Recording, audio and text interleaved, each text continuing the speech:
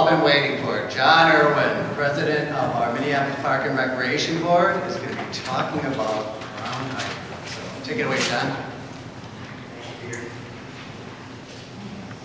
few things I'd like to talk about, less than Crown Hydro. Crown Hydro keeps resurfacing. I'm sure we're all tired of it. Before I start, I want to get an idea of how many people know about Crown Hydro. So if you could raise your hand so I get an idea of how much I have to go back. Okay. I'll just tell you where the park board has been, and just a real quick recap for those of you who don't know about Crown Hydro. In the late 90s, Crown Hydro approached the park board and wanted to put a hydro plant on the river. They wanted to use tail races, essentially adjacent to your neighborhood. At that time, the majority of the park board supported it, but you need 6 votes to do a land transfer, a long-term land transfer, and 2 of us, Annie Young and I, did not support it, and we were able to block it even though 5 of the commissioners supported it. So that was the beginning of blocking it, because we were not convinced that this was good for this neighborhood and the riverfront. Why did we say that? We were both supported by the Sierra Club. We didn't support it because we thought it was the wrong project, with the wrong partners, in the wrong place. Those were the reasons. We support lots of greening projects, but we had significant concerns about this partner at this place in this area. The park board had just spent $390 million in public resources cleaning up this area, and we have $1.9 billion in new development. Why would we want to risk an amenity for this particular neighborhood by adding a hydro plant? What was our primary concern? Crown Hydro could not get around the fact that the harvesting of this water would result in the likely drying of the tail races for a significant number of days a year. Now, we've had some pretty wet years recently, so you haven't seen that, but those of us who have been here for longer than 5 years remember that the tail races will dry up sometimes, and harvesting the additional at least 2,000 cubic feet per second would result in significantly more dry tail race days. Okay, I'll jump to the recent history. When I got back on the park board 4 years ago, one of the first things that happened is Crown Hydro came and said that they were going to submit a piece of legislation at the legislature to force the park board to support Crown Hydro. In other words, take out the public consent piece. We objected that this violated state constitution, which in fact it did. So that did not prevail at the legislature, so we continued to oppose it. FERC, which is the federal government body that has to approve the Crown Hydro license, essentially said something on April 15th that said that Crown Hydro really hadn't achieved any of its goals. It's been a very long time, that perhaps they should consider dropping this process and this license. Crown Hydro said that they were moving the project. Okay? Now, how they were moving it is this. The original intake was just north of the Fugia, across on this side of the river, just across the street. It was on park board-owned land. Okay? The tail races were going to be the tunnels essentially adjacent to your residences here. What they're doing is they're moving in slightly south. The intake would be slightly south. It now moves it off park board land.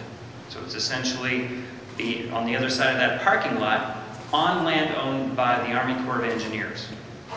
The intention is to create a tail race that goes down on primarily Army Corps of Engineer land, but partially under the Stone Arch Bridge. Okay? The park board is objecting to this on some of the same grounds that we've objected to before. That this is the wrong project, the wrong place, there's too many risks, there's going to be an impact on the falls, and now we're also saying that we don't have any assurances that there's not going to be any impact on the integrity of the footings of the Stone Arch Bridge. Okay, because we're talking about putting a tunnel down there. So, essentially, Crown Hydro ignored what FERC said and sent a letter back that they're going ahead with amending their license, even though FERC said that this movement of the whole facility essentially constituted a rationale for reapplying for a whole new license, not amending the existing license. Crown Hydro came back and said that they weren't going to do this. FERC came back and said that Crown Hydro was going to have to submit a Schedule A, and they're going to have to talk about the impacts of the new location on cultural, recreational, aquatic resources threatened and endangered species, site access, water quality certification, and revised project boundaries as part of that amendment of the license. Now that's a pretty daunting task. The park board subsequently rewrote a letter on August 6th. Well, actually wrote one back in July that said that encouraging FERC to just terminate the license entirely. We wrote another letter on August 6th saying that we felt that the new location, which we're still trying to get grips on as far as, because they move it, it's been moving and changing, that we thought this change of location required a new application for a license. Again, saying that this is a totally new project. And I think David's done a good job of putting that letter online, and I think that letter is available to everyone.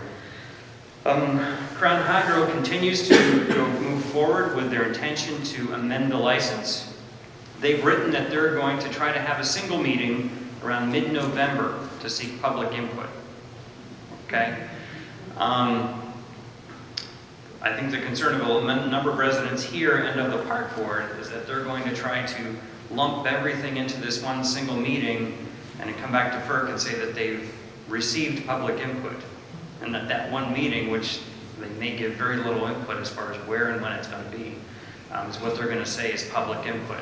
So we're concerned about that. David has asked me to come talk to you about that. I want to talk about some actions the park board's interested in doing, but I wanted to answer any questions you might have first related to this current project. There's a hand that shoots up. I know there's passions about this. I think in the back.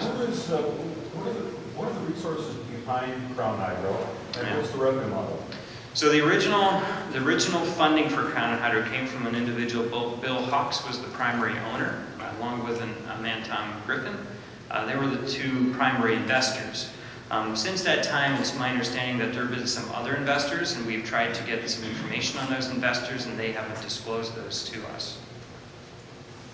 Does that answer your question? Yeah, but I mean, if they're pushing as hard as they are, what's the payoff for them? Where does the money come from? They're going to sell electricity, right? Yes, they're going to sell electricity, and for a long time. And they also are getting a significant amount of the project paid for. So they're not having to come up with all the cash on it. Yes? What are the chances of stopping them? You know, part of me is wondering if we're just giving them enough rope to hang themselves. FERC said, FERC said on April 15th that they thought that they should have a completely new license because it changed the location. And Crown Hydro is the one that keeps ignoring it. And FERC said, gave them all the things they needed. And frankly, when I saw that, I thought that that was so onerous that there's no way that they could receive all that input. And there's a requirement to receive all that input within 90 days. If it comes to it, can we sue them? Can we hold them up in court for 10 years and get a great environmental attorney to represent us? Something like that. Well, I'd say let the park board do its role right now. I mean, I think we'll cross that road when it comes. Okay. I think part of it is that the Army Corps has had to weigh in too now because this is on Army Corps land, and the Army Corps has concerns. Okay. So now if the Army Corps has concerns too, I think FERC is going to have to take a step back because that's a big issue, I think. I think you're next. So they're entirely privately held. Yeah. Who are their main customers? They would sell to Excel. They would sell to electricity, public Excel. So you would be the customer. Yeah. To the PUC. Mm-hmm. Yep. So I read the letter for PUC slammed on it. Yep. Why doesn't just ignore that correspondence? I don't know. When I was football, and they put their foot down and said, this is it. Yeah. And then FERC just say, read the letter. Well, I think you saw in the letter that I wrote Yeah, on the 19th of July and April, or August 6th, that I felt that I completely agree with you. Yeah, so how can FERC not just say, that's my position, it hasn't changed in 90 days in our life? I agree. So just a follow-up to that, I have one more question. So does Excel have a position on this? Have they been approached? Their main level? Excel doesn't have a position in this, and Excel's being very careful because Excel actually changed its turbines in a way that allows them to harvest more water themselves. So, they're very sensitive about this whole area themselves. So they haven't played a big part of this. Yeah. Well, it seems to me to be pretty premature to even take any public comment without the studies and analysis that you would need to do for the tunneling and whatever else. I mean, isn't there a way to, basically take a position that there's no way to have effective public comment until they pay for and do the studies that would need to be done in terms of determining how a tunnel is going to affect the Stone Arch Bridge underpinnings, how it's going to affect the water flow and the other areas, estimates of how often you're going to find a dry tail race, whatever you need to have.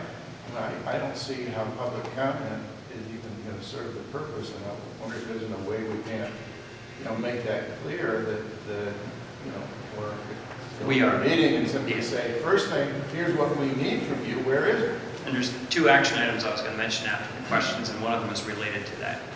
Okay, and that's good. So I'm going to write a letter, and what I'm going to do is suggest that. I'm also going to say that the park board wants to know exactly the date that they're talking about. We don't want them to spring it on everyone a week before. We want to know ahead of time, and well in advance, what that date's going to be. And we want to know who they're informing, because we want to inform a lot of people about that date, because we're concerned that they're not going to let all the interested parties know. So we want to make sure that those parties know. So that's the first thing, but we're going to express. The other thing is that I don't have a current version of the proposed project. There was a project that was shown to the park board, I think about 2 years ago now. I don't know if it's changed since then. There is after some of the work that they did with the Army Corps, whether they changed that or proposed a slight alteration of the existing project that we were shown. Has the city of Minneapolis taken any position, city council? I mean, it seems to me that That's not true. Through this way, you want as much force as you can. I mean, it's great when the park board owned the land. Yep. But now, by moving it away, it seems to me they've taken it a little bit away from your jurisdiction, but they've also introduced the interests of a lot more parties that should be speaking out. Yeah, and I'll mention two things. First, Lisa Goodman and also Diane Hofstad both have been ardent supporters of the park board position and opposed the ground hydro project for as long as I can remember. So they've always been opposed to this and support the park board. The city also opposed park board's efforts at the legislature to circumvent, Crown's efforts at the legislature to circumvent the park board and get around this. And so their lobbyists actively worked with the park board to try to stop that.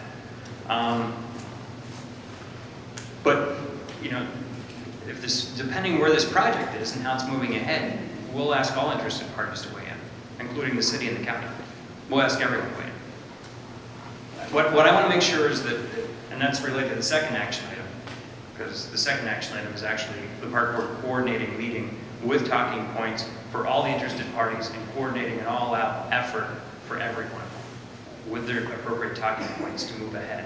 So that's after as well. Let me take a couple more questions. Sure. Yep, all the way back. Have you talked to the downtown association to see whether there's somebody in those associations could? In the past, they refused to take a position. They have? Yeah, they were asked. All in the back. Can you outline what it would take for you to support the position? I mean, has there been a negotiation or is it just? Yeah. No, us versus them, you versus them? I worked on that at one point. I mean, and at that, twice I worked on that, and I said, you know, the only way that I could support this is if the neighborhood and park board had control of the intake, and that was a variable intake, and that we would have control, so that we could make sure that we wouldn't have dry tail races. Yes, they'd make less money, okay? But we would protect the resource. That was the only place or way that I could support it. They would not agree to that, which said something to me, and I think said something to all the rest of us, that they're not so much interested in the resource. So, but I was okay talking about that, and I actually even suggested that the neighborhood would actually have control with the park board of that intake valve. All the way in the back over here. With the Corps of Engineer property getting involved, is there involvement by Congressman Ellison and by Senators Franken and Klobuchar? Or do they have a role to play? You know, it's a good question. They haven't weighed in. We inform them and send copies of our letters to their offices, but we haven't asked them to get involved yet. Okay, but frankly, we thought based on the letter that was sent in April 15th that this thing was dead. That FERC itself recognized that it should be finished. So those are all part of the steps that we would talk about as a follow-up with talking points that we would provide to the senators' offices so that, to justify our position. Yes? John, I've been involved in this controversy for now 10 years. Yes. And the frustration that I feel is that there is no way for the citizens to become opposition to Crown Hydro. It's Crown Hydro versus the Park Board.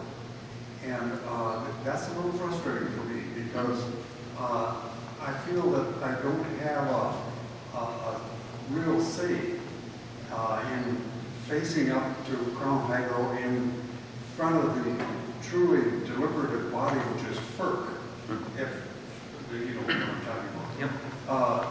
So I don't know what I'm looking for, but I'm just saying that I don't feel that the citizens have a real basis for input in fighting Crown Hydro.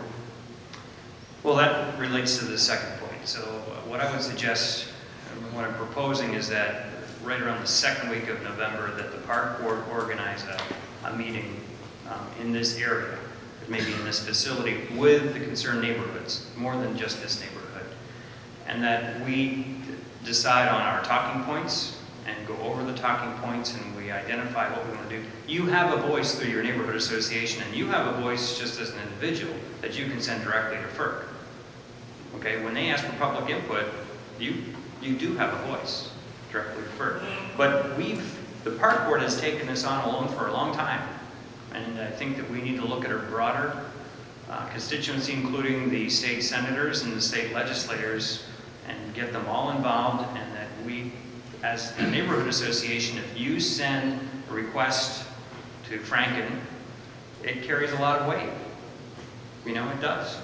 And so I want to make sure that we coordinate our message so we have a strong, unified message that we're all supporting each other.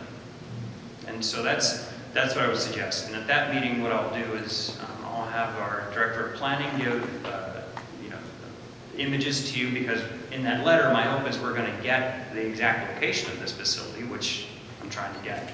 And then the second thing is that we'll have our lawyer here, Brian Rice, as well, and Brian will help make sure that we literally draft our talking points that we want to use to really go out to all the interested parties. So we're going to invite the National Park Service as well. This is everyone we're going to invite. Okay, so it's going to not just be you folks. Yep. Is FERC in the Department of the Interior or Commerce, or where does it reside? Yeah, it's a good question. FERC is, I'm not sure if it's in the Department of Energy. I think it is. I think it is because there was an issue with that when we were talking about the lock and dam because they were in the Department of Interior and there was a difference in land transfer between them. It was an issue. Does anyone know? Solon here? He was calling today about that. Yeah. Yeah, David. Could you talk about the underlying geology of the river and why that poses such great risk to much of the central riverfront there? Yeah, if you see any of the old images of the river, the really old images where the limestone is breaking off and collapsing and the way the falls used to be, this is actually a pretty fragile area geologically. And that was one of the park board's concerns about potential vibration of a pipe right down here adjacent to a lot of the properties, that there'd be some weakening of the underlying geology. That's especially our concern around the footings of the Stone Arch Bridge. And so the bottom line is that you have some geology that's not stable and that is easily disrupted. In geologic terms, that falls has moved 12 to 15 miles in only 10,000 years, which is amazingly fast in geologic terms. Yep. All in vacuum. Just throw in some history stuff too. Just in historic times, basically where the Stone Arch Bridge is the far shore to where it is now, from the time Hennepin saw it to where it is now. And a couple examples of instability are the Eastman Tunnel collapse, where they tried to dig a tunnel from Hennepin Island to Nicklin Island, and lost the third Hennepin Island when that collapsed. And the power plant that NSP used to have at the lower dam fell in as that was slowly undermined. I think that was 1987 when that plant fell in the river. One of the questions I had isn't their financial model somewhat dependent on federal subsidies for alternative energy? And is it a possible strategy to petition directly to federal representatives to make an exception in this case, because it does threaten things, because you can actually destabilize the financial model, maybe make them want to just stop pursuing it? Is that a possible route to pursue? Or? It's possible. I don't know. I guess I was looking at focusing on the points that I think are really the relevant points of why the project's not a good project. I mean, and rather than trying to do that route. Right, I was thinking that. I was just thinking for people that want to get directly involved, that might be an alternative route if this thing does seem to gain life again. There's also a multi-million-dollar subsidy from Excel on the table to help them build the plant. Yep. That's coming from the ratepayers. Yeah. And we're going to pay for it in our electricity. And I'm a retailer. So let me ask, before people leave, I want to know if to have a meeting specifically to coordinate opposition to this and also to find out where it is in the new plan, because I don't know if it's shifted. Are you folks agreeable to meeting the second week in November and having something here and then coordinating it with the other neighborhood associations? And at that meeting, we would actually invite staff from the Senator Klobuchar and Franklin's offices to attend, and so that they can directly hear from people as well, because I think that's important. Yes? Could you invite the local media, TV stations, Oh, yeah. newspapers, and get some I press? think I saw one right here. Right there's one. That's one little meeting right there. You know, and things like publishing the address to write protest letters to the website, names and addresses of politicians to write to, if all of that can be disseminated. Yeah. And I think it would be helpful for you to have a copy of the Park Board's past letters where we articulated the reasons we were opposed to the project and good rationale for those reasons, so that you could call on those in your letters, so that you're not just saying don't do it. How about a petition signed by thousands of people? That is a good way to do it as well, especially if we can do it online, and maybe an online petition might be a good way to do it. Yeah, we can help on that.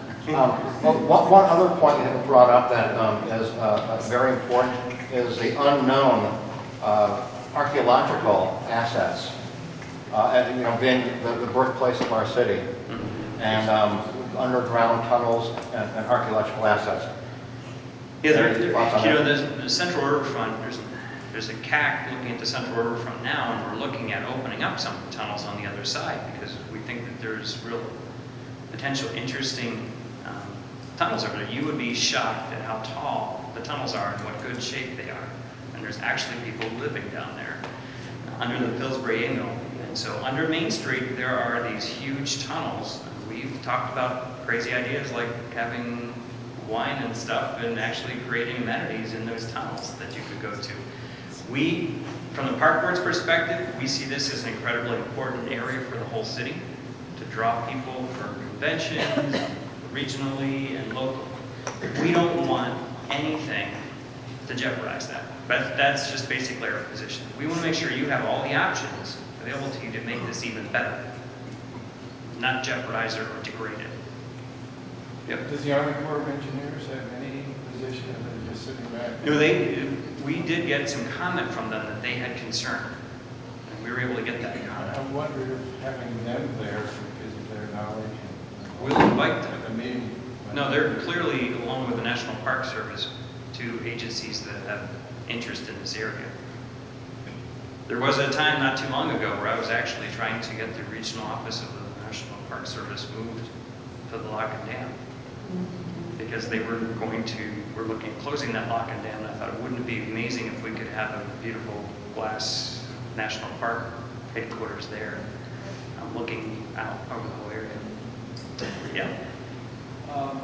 While all this has been going on for the last 10 years, very quietly, there's an outfit that put in the hydro plant and the lower dam. I forgot its name. And Black.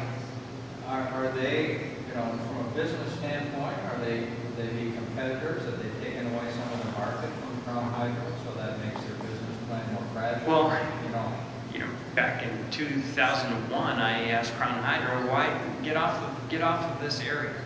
Just go to the lower lock area and move there, and the park board will support it because there's no impact on any of the residents or any of the adjacent land.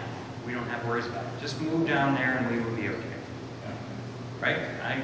There's, to your question about supporting green energy, we support, green energy. We support hydro. It's just that we have concerns about this site, but we do have concerns about this partner, I'll admit.